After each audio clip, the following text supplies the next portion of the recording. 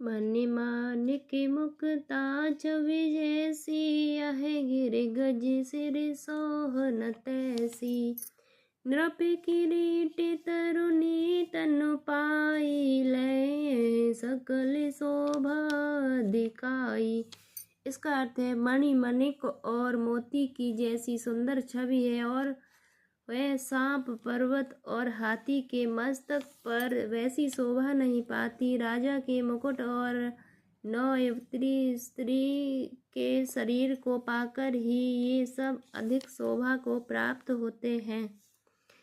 तैसे ही सुख विकवित बुध कई, उपजहि अनत अनत छवि लई। भगति हेतु विधि भवन विहाई, सुमिरत शारद आवति धाई।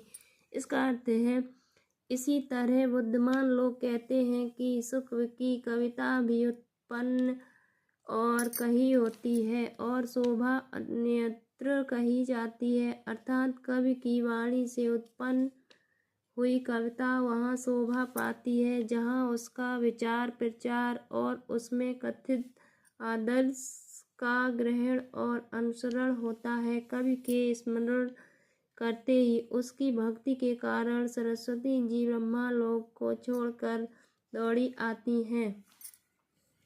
रामचरित शर बिनु निभाए, सो श्रम जाए न कोटि उपाय। कवि को विद यस हृदय विचारी, गावहि हरि जस कलिमल हारी। इसका अर्थ सरस्वती जी की दौड़ी आने की वह थकावट रामचरित रूपी सरोवर में उन्हें नहलाने बिना दूसरे करोड़ों उपायों से भी दूर नहीं होती।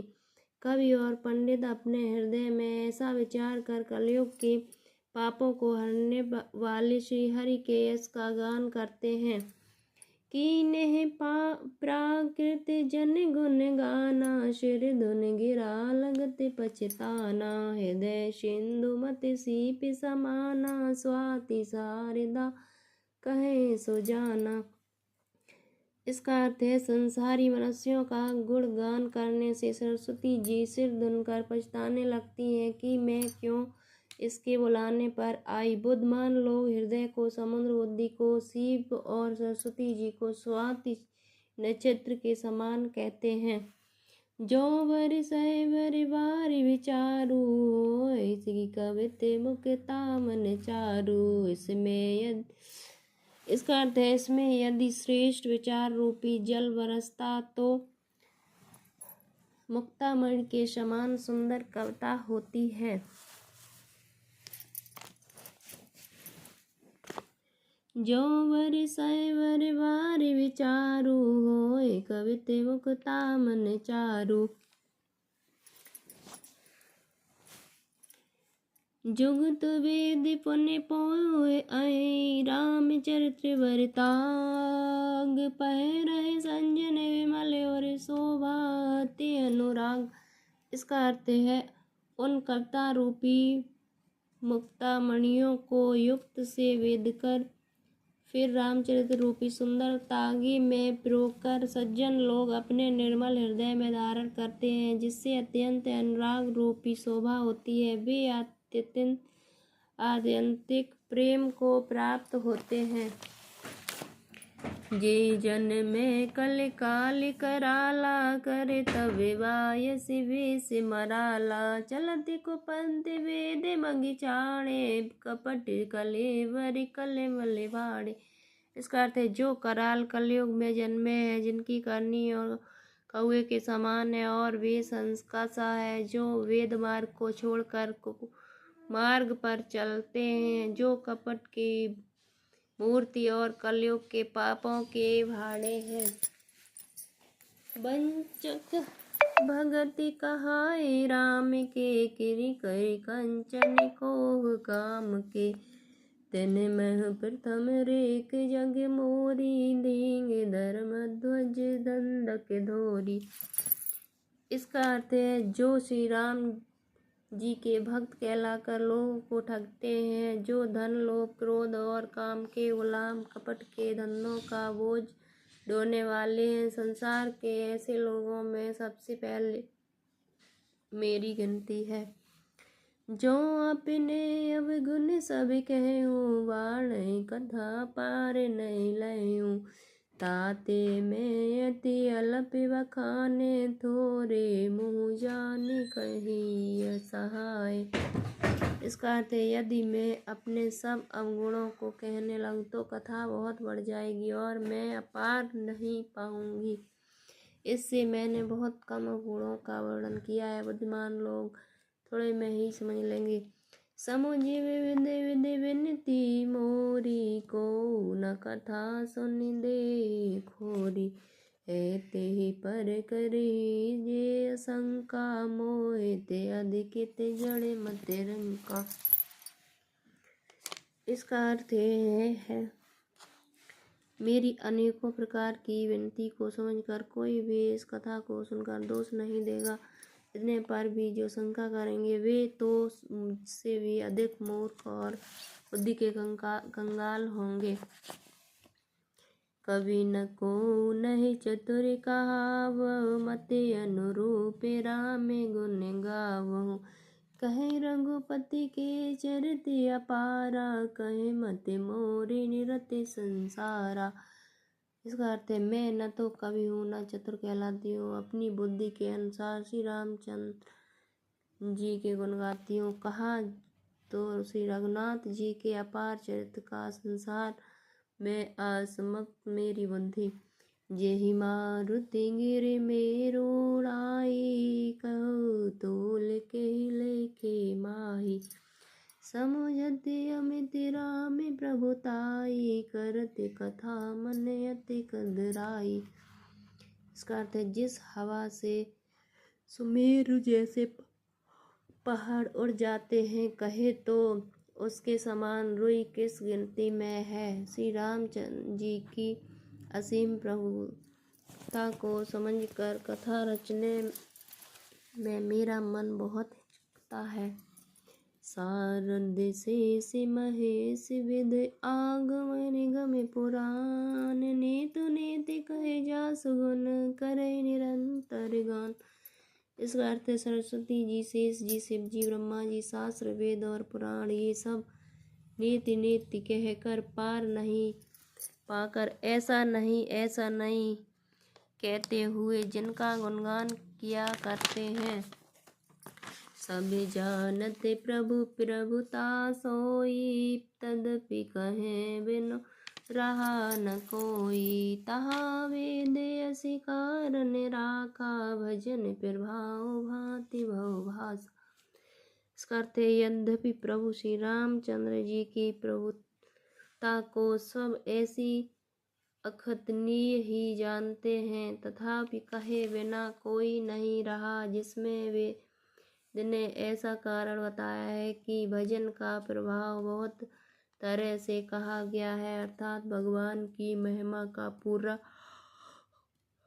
वर्णन तो कोई कर नहीं सकता, परंतु जिससे जितना बल पड़े उतना भगवान का गुणगान करना चाहिए, क्योंकि भगवान के गुणगान रूपी भजन का प्रभाव बहुत ही अनोखा है। उसका नाना प्रकार से शास्त्रों में वर्णन है। थोड़ा सा भी भगवान का भजन मनुष्यों को सहज ही भव सागर से पार तार देता है। एक अनीह रूप अनामा, अज सच्चिदानंद परधामा। व्यापक विश्वरूप भगवान, तेहि धर देह चरित कृपे नाना। इसका अर्थ है, जो परमेश्वर एक है, जिनके कोई इच्छा नहीं है, जिनका कोई रूप और नाम नहीं है, जो अजन्मा सच्चिदानंद और परम धाम है, और जो सब में व्यापक एवं विश्व रूप है, उन्हीं भगवान ने दिव्य शरीर धारण करके नाना प्रकार की लीला की है। जो केवल भगतन हित लागी, परम कृपाल प्रणत अनुरागी। जेहि जन पर ममता अति चो, जेहि करुणा कर कीन न को। इसका अर्थ है, वह लीला केवल भक्तों के हित के लिए ही है, क्योंकि भगवान परम कृपालु हैं और शरणागत के बड़े प्रेमी हैं, जिनकी भक्तों पर बड़ी ममता और कृपा है। जिन्होंने एक बार जिस पर कृपा कर दी उस पर फिर कभी क्रोध नहीं किया। गई बहोर गरीब नेवाजो, सरल सबल सावे रघुराजो, बुद्धिवर नहिर हरि जसे असे जानी, करे पुनीत सुफल निजवानी। इसका अर्थ है बुद्धवर नहीं हरि जस अस जानी। इसका अर्थ है वे प्रभु श्री रघुनाथ जी गई हुई वस्तु को फिर प्राप्त करने वाले गरीब निवाज, दीन बंधु, सरल स्वभाव, सर्वशक्तिमान और सबके स्वामी है। यही समझकर बुद्धिमान लोग उन श्रीहरि का यश वर्णन करके अपनी वाणी को पवित्र और उत्तम फलवोच्च और दुर्लभ भगवत प्रेम देने वाली बनाते हैं।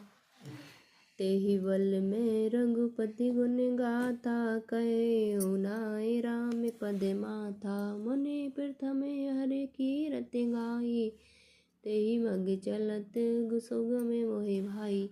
इसका अर्थ है उसी बल से महिमा का यथार्थ वर्णन नहीं, परंतु महान फल देने वाला भजन समझकर भगवत कृपा के बल पर ही मैं श्री रामचंद्र जी के चरणों में सिर नवाकर श्री रघुनाथ जी के गुणों की कथा कहूँगी। इसी विचार से वाल्मीकि, व्यास आदि मुनियों ने पहले हरि की कीर्ति गाई है। भाई उसे मार्ग पर चलना मेरे लिए सुगम होगा। अति अपार जे सरितवर, जौन पिसे तु कराए, चढ़ी पिपील कहो परम लघु, बिनु श्रम पार रही जात। इसका अर्थ है जो अत्यंत बड़ी श्रेष्ठ नदियाँ हैं, यदि राजा उन पर पुल बंधा देता है तो अत्यंत छोटी चींटियाँ भी उन पर चढ़कर बिना ही परिश्रम के पार चली जाती हैं। इसी प्रकार मुनियों के वर्णन के सहारे मैं भी श्री रामचंद्र चरित्र का वर्णन सहज ही कर सकूंगी।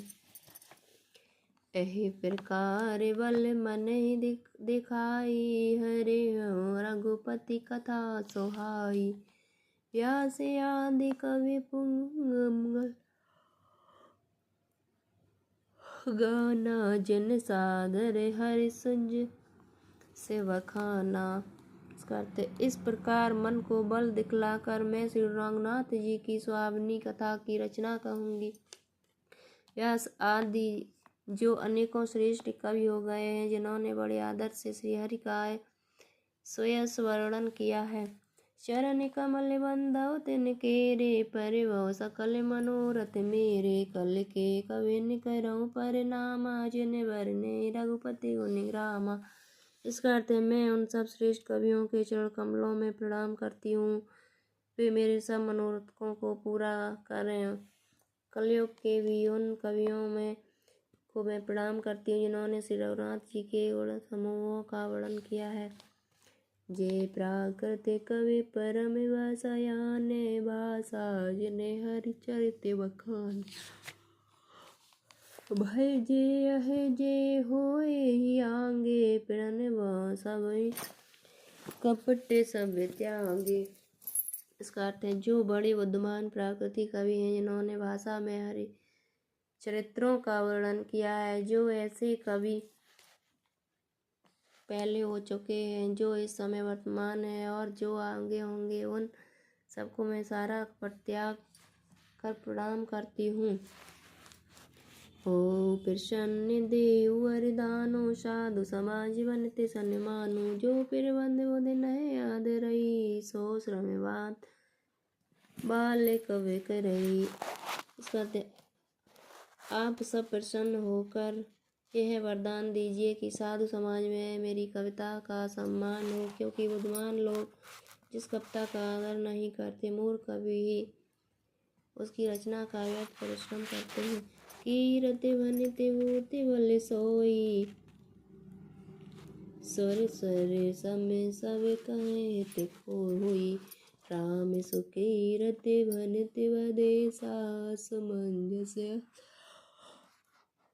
मोहे अंदेशा। इसका अर्थ है कीर्ति, अपता और संपत्ति वही उत्तम है जो गंगा जी की तरह सबका हित करने वाली हो। श्री रामचंद्र जी की कीर्ति तो बड़ी सुंदर, सबका अनंत कल्याण करने वाली है, परंतु मेरी कविता बनती है यह असामंजस्य है, अर्थात इन दोनों का मेल नहीं मिलता, इसी की मुझे चिंता है।